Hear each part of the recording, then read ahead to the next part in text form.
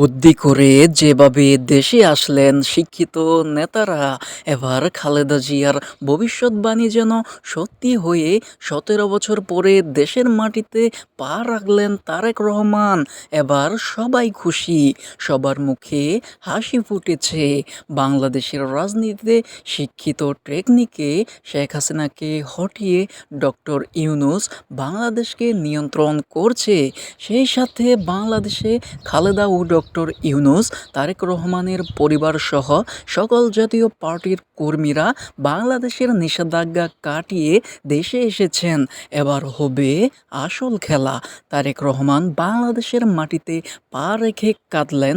এবার যেন খালেদা জিয়ার কথা সত্যি হয়ে বীরের বেশে বাংলাদেশে এসেছেন তারেক রহমান। ডক্টর ইউনূস চেয়েছিলেন আমি বাংলাদেশের প্রধানমন্ত্রী হব, তিনি এবার বাংলাদেশের প্রধানমন্ত্রী।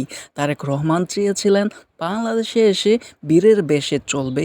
সব কিছু যেন আল্লাহ পাক অটোমেটিকভাবে সব কিছু নিজ হাতে ঢেলে দিচ্ছেন। আল্লাহ পাক যাকে খুশি ক্ষমতা দেন ও যাকে খুশি ক্ষমতা থেকে সরিয়ে দেন। এবার জুলাই যোদ্ধাদের জন্যই বাংলাদেশে সুখ শান্তি বিরাজ করছে। বাংলাদেশের উন্নয়ন করতে গিয়ে অনেক জুলাই যোদ্ধারা শহীদ হয়েছেন। এবার খেলবে আন্তর্জাতিক খেলা। তারেক রহমান বলে বলে ছক্কা মেরে বাংলাদেশকে উন্নয়নে এগিয়ে নিবে।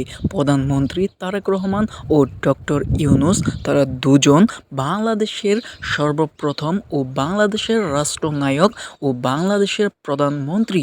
তারা দুজনেই বাংলাদেশকে সর্বোচ্চ উন্নয়নের রোল মডেল হিসেবে এগিয়ে নিয়ে যাবে। এবার তারেক রহমান চেয়েছে IFA উন্নয়ন।